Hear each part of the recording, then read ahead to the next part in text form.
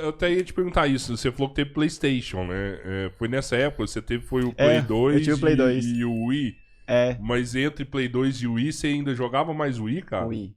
Jogava mais Sério? Wii. Justamente por encontrar os jogos que, tipo, eu já tava mais habituado dentro da plataforma, entendeu? Então, cara, no Wii, por exemplo, eu passei horas jogando Zelda Twilight Princess, por exemplo, que, pô, é um jogo que eu costumo dizer que a Nintendo ela conseguiu salvar a franquia Zelda por conta de Zelda Twilight Princess. As pessoas que estão vendo isso provavelmente vão querer me matar, que são fãs de Wind Waker, porque no meio do caminho houve alguns lançamentos. Foi Zelda Ocarina of Time, no mesmo console, Zelda Majora's Mask. Pra mim, Majora's Mask é melhor que o Ocarina of Time, apesar de ser o Ocarina ter recebido mais premiações, e era o jogo mais bem avaliado da história no Metacritic, por exemplo. Mas o que você acha melhor no outro? Eu acho melhor porque Majora's Mask conseguiu refinar tudo que o Ocarina of Time criou. Então, tipo assim, imagina um ambiente de Ocarina of Time, só que mais refinado, com mais coisas, mais ideias. Então foi isso. Só que pra crítica não, porque ele não inovou tanto, né? Ele não conseguiu ser, tipo, além... Tipo, foi ele refinou. Disruptivo, igual o Ocarina, né?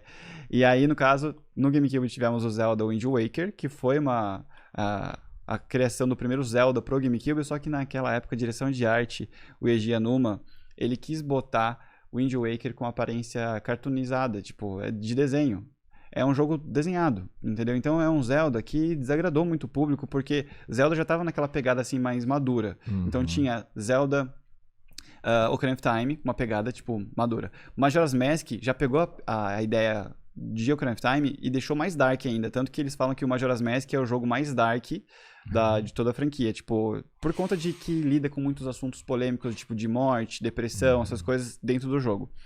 Aí veio o Wind Waker, que é tipo um jogo colorido, todo verdinho, azul e... Padrão Nintendo mesmo.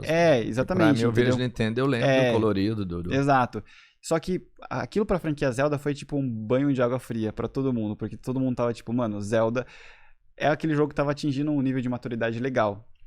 Tava crescendo com os usuários, né? Exatamente. E aí trouxe esse nível infantil, entendeu? Eles relançaram o Wind Waker depois. Relançaram. Do Wii U, né? Sim. Cara, o Wind Waker hoje, quando você olha a questão a nível de envelhecimento do jogo, não envelheceu nada, porque, cara, o jogo é cartoonizado e ele ficou lindo, remasterizado no Wii U. Ficou perfeito, entendeu? Os assets todos, tipo, brilha-se o olho, mas é um jogo cartoonizado. Hoje eu entendo o impacto do Wind Waker por uma questão de direção de arte, que isso foi refletir até nos próprios Zelda Breath of the Wild, porque a Nintendo em 2017, ela fez uma conferência na GDC, que é Gaming Developers Conference, alguma coisa assim, e ela explicou vários processos da criação de como foi reinventar a Zelda, né? Quebrando as convenções, eles usaram esse termo, quebrando as convenções de Zelda, porque Zelda até Skyward Sword, que foi o último jogo do Wii de Zelda, era padrãozão. Padrão o quê? Começava o jogo, tinha as dungeons principais básicas, o jogo ia te arrastando praticamente para você poder ir para cada lugar.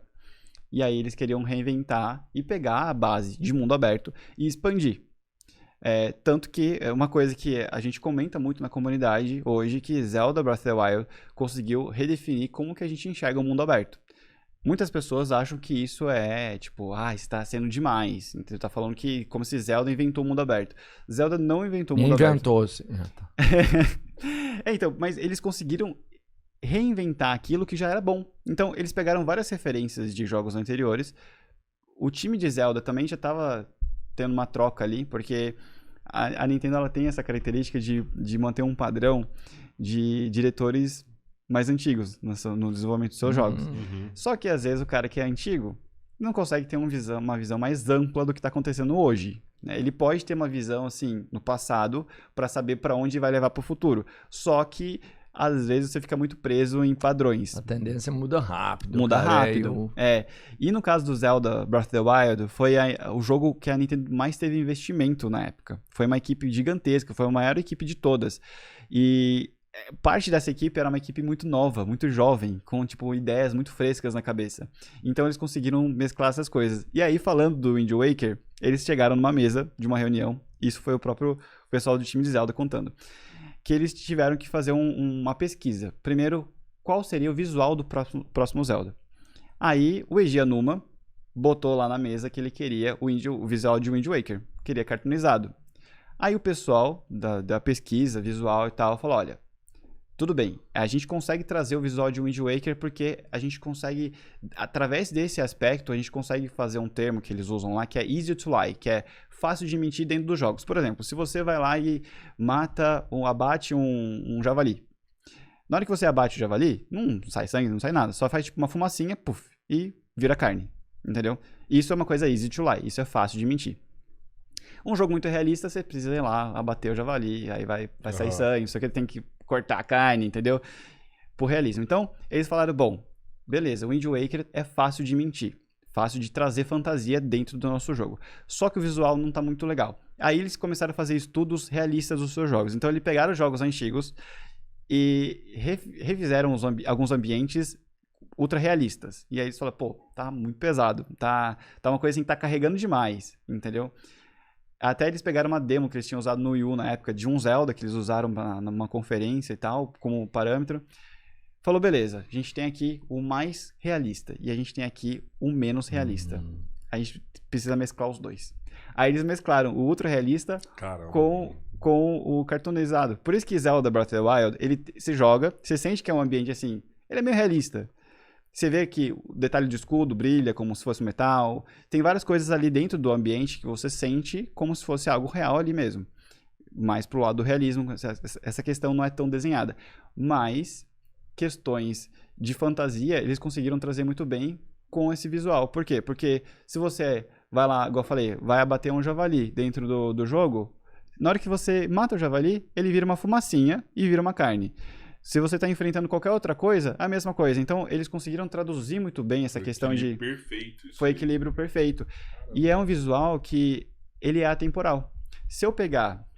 Gente, Zelda Breath of the Wild vai completar 10 anos daqui a 4 anos. Né? Se eu pegar daqui a 4 anos for jogar Zelda Breath of the Wild e a Nintendo relançar esse jogo, possivelmente ela vai fazer isso em algum outro console dela mais novo, com um visual, uma resolução maior, eu falar, velho...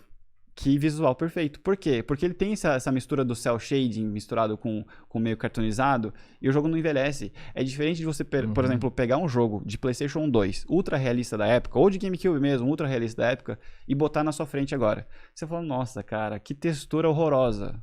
Porque na época era o melhor que eles tinham. Era isso, né, que a gente gostava, né? Exatamente. Isso era o melhor. Só que quando você trata de essa questão dessa mescla visual, você torna o jogo atemporal. Então, se você jogar hoje, vai estar bom. Se você jogar daqui a 5 anos, vai estar bonito. O Genshin Impact mesmo, visualmente falando, tem questão de mundo, mas visualmente falando, ele se inspirou muito em Zelda. Tanto que Genshin Impact, um sucesso global, entendeu? Mas os caras foram nítidos que eles se inspiraram total no visual de Zelda, porque é um visual que compete muito bem com uma questão fantasia. Se você consegue trazer uma fantasia ali dentro do jogo e consegue se estender sem ficar cansativo. Não fica aquela coisa pesada, texturizada, entendeu? Detalhes técnicos.